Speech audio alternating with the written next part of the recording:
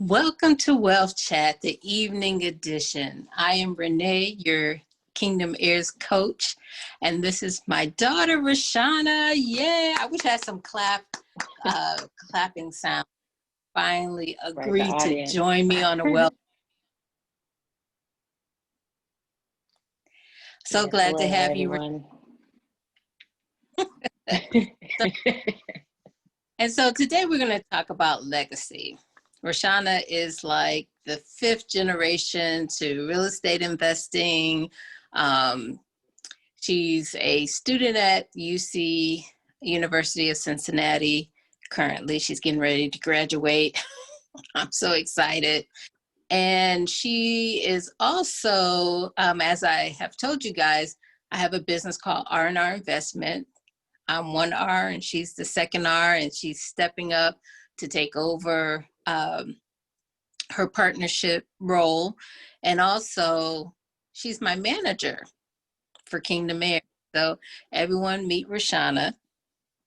Hello everyone, nice to be here. Thank you for having me, Mom, Renee, whichever address you want today. I told her, when we're doing business transactions to call me Renee because I want people to respect her in the business. And I also tell my nephew that as well. We're building Rainy Empire. So we got a lot going on. So one of the things that, let's start with you growing up in the household with your mother, who is an investor. And how was that for you? I mean, anything I said I wanted to do, I always heard, well, whatever you want to do, own it. So, I grew up hearing that all the time. As far as investing, I got to see her in the field of finding a property, buying it, renting it out, dealing with good tenants, bad tenants, and just being there with her every step of the way. So that was pretty cool to see as well, just, have my eyes open to just something other than a parent just working, going to a 9 to 5 job, coming home, feeding the kids and then just repeating it each day. So I got to see her, work that 9 to 5, but also, um, build her endeavors in her business and things like that. So, that was kind of my childhood growing up, is just watching her and then her helping me develop whatever wild idea I came out with of what I wanted to do in the future. So, Yeah, remember when you wanted to be a veterinarian? yeah. Veterinarian, fashion designer, a singer, the list goes on. Oh yeah, I forgot about a singer. She played soccer all her life up to college, and then you were a cheerleader a year. Was that a year or 2 years? 1 year. 1 year. Yeah. And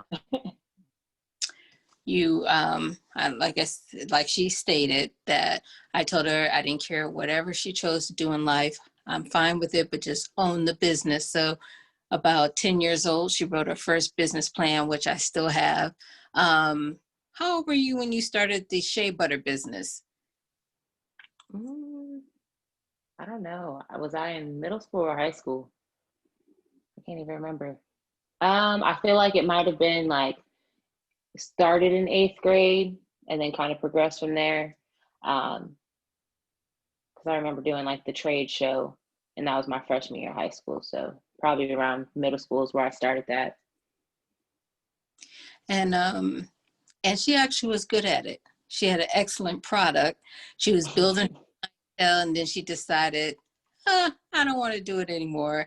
And she got online. She did her own research. You found shea butter out of Africa, and she placed the order. And downstairs, she had a little workshop going. Yeah. And Still then, there, just with some dust on it. yeah, and then, how old were you when you purchased your first stock? Ooh, I don't know. What was I in elementary school? I think you were in Maybe seventh. 6th grade? I think you were Probably in sixth or seventh seventh. Okay. because I was, I was going to university, and I was reading programs, and they had a program for sixth graders showing them how to invest in stocks, and you had just missed it. So I was like, that's a great idea. Let me teach my daughter how to purchase stocks. So what I did was I got you all the stores. She's a shopper. Went, went to all the stores. I pulled the stores that she shopped at, like Build-A-Bear. What do we do? Leapfrog. Hmm. You had Apple in there. Yeah, you had all of like the popular brands at the time. So, and then I gave her a folder of those companies and allowed her to read them over, and I told her to choose. I think that year I gave her $100 and I said, here, invest. And she did very good. You did very good. Although now see, my daughter, she's very creative. One year, she started making shampoos and conditioners. And that's when, I don't know if you were in cosmetology school then or not,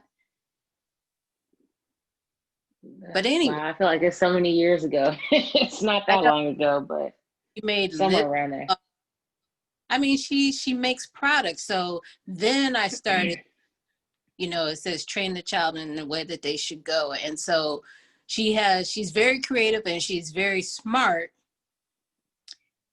So she doesn't have to really study for a test. And that she got from her mother, I will say, and still get an. But she also has a creative side. So what I had to do as a mother is make sure that she was feeding the creative side because she was getting bored with school. And so she said, Mom, I want to, I was getting back, I have my cosmetology license, I have my own salon, and I was getting back into the business. And so we went to a hair show and took a class. And so she was my model. And so one of the ladies in the group, she was the marketer and she traveled and she does the classes. So Rashawn's like, Mom, I think I want to do that. And so from that point on, I said, okay, if you want to learn how to do hair, do it while you're in high school.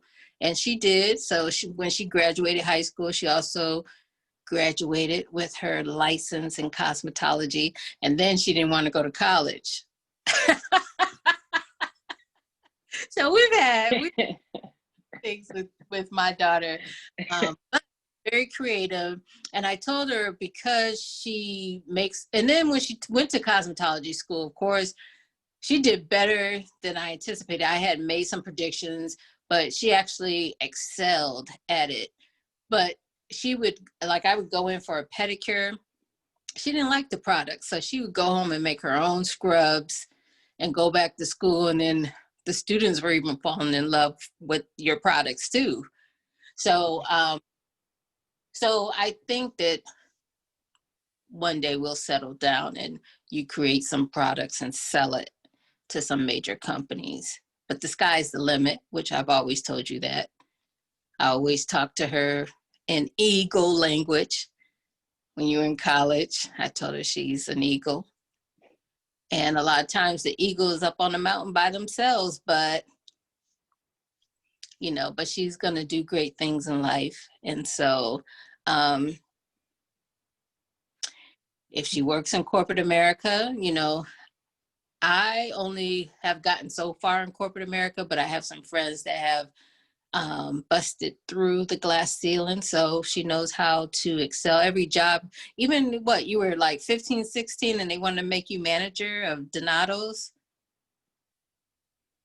How old were you? Yep, Yeah, something like around that. there. So she's Probably like excel. 16 or 17, but yep.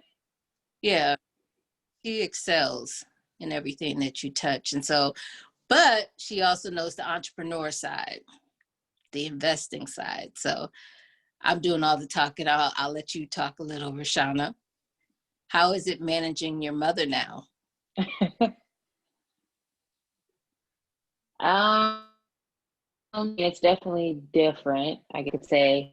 I mean, just having to like, okay, this is still my mom, there's still boundaries here, but also like, knowing when to like draw the line at like, okay, well, this is business and this is personal.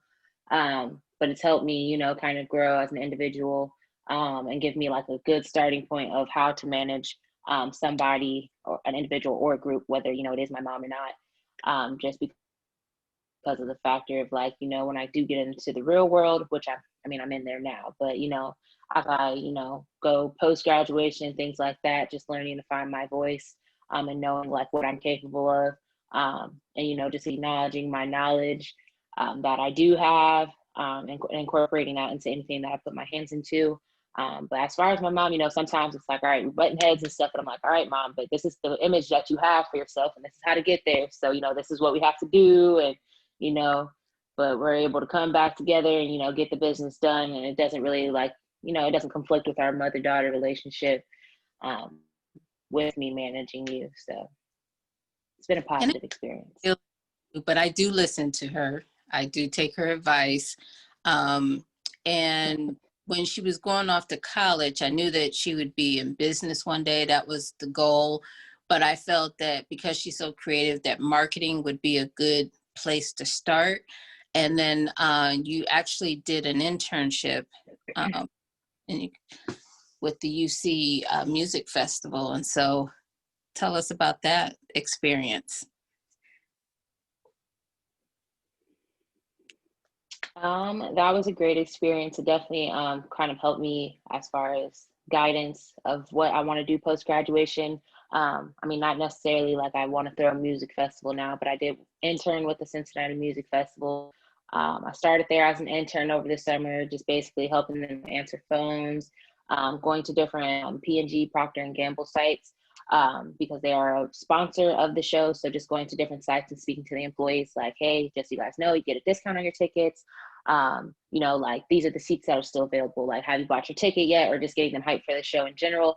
You know, that was a pretty cool experience, especially because, you know, Procter and Gamble is a very big company. That, you know, with me being in college, especially in Cincinnati and studying in business, could open doors for me and opportunities in that company.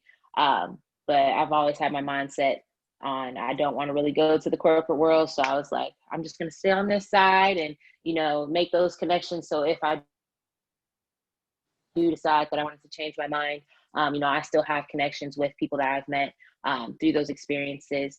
But as far as the festival, you know, I started becoming the person who mainly ran the show.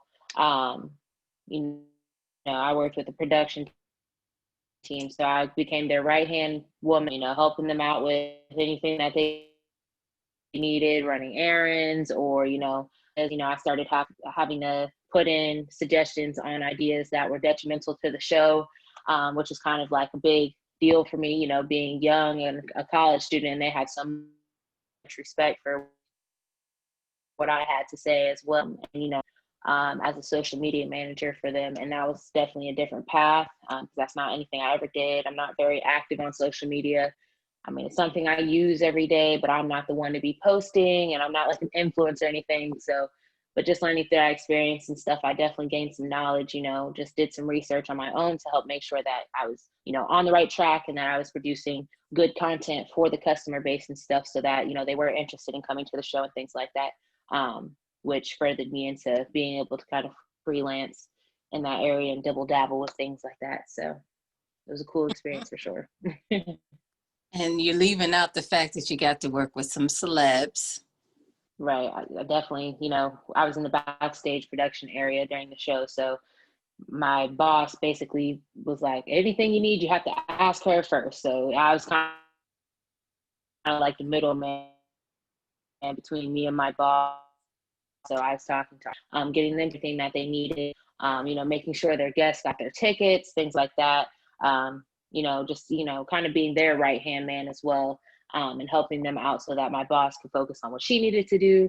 And, you know, I was just handling things that could be easily handled without her help or anything like that. Or if there was a bigger issue, you know, just kind of being able to communicate that to her without it being overwhelming for either party. So Awesome. And I could tell you, you guys, you don't know, but Rashana works behind the scenes. So when we go live and you guys are responding and you're getting a response back, that's Rashana. She's the one that designed our website, our marketing ads that you see. She's behind all of that. So she makes us look good. So not only is she managing me, but she's managing the rest of the Kingdom Heirs as well. And I'm telling you, that's not an easy task. So how do you feel that relationship has been managing the rest of the heirs? Um, Definitely been a new experience for me. As you guys can see, I say experience a lot because I take every opportunity as I have as an experience to, gain experience for further things that I want to do. But it was a cool experience. Definitely new though. Knowing some of the coaches and then not having met or worked with other coaches because I'm a step on toes and I don't want to pass any boundaries. I am younger than everybody. So, just making sure that I'm still respecting my elders and things like that, and making sure like I'm coming off the right way, even though I would say it differently to my mom when it's just me and her versus, saying it to a group, and just learning how to communicate in a professional manner. But being able to keep it cordial enough to like we're kind of like almost like a close knit family, you could say. Just keeping it like a positive engagement between everybody. But managing different personalities is definitely harder because everybody in their own way, almost, and then have to find meeting grounds on certain things. Kind of trying to between their personalities and my own personality and stuff, and the way I work and function and the way they work and function was definitely something new to navigate. But we've gotten here, so we've navigated pretty well. And I do want to thank you publicly because I'm telling you, Rashana has it. She has it down pat. I mean, she has us a folder. If we need our ads, we need videos, we need anything, we just go. She already has it set up. She, and it took her a minute to, once she got her flow, she got us together. So you picked up some other business by helping us. And so you guys, if you have any questions for Rashana, definitely ask below. She's definitely she's graduating with a marketing degree, and also she did a double major.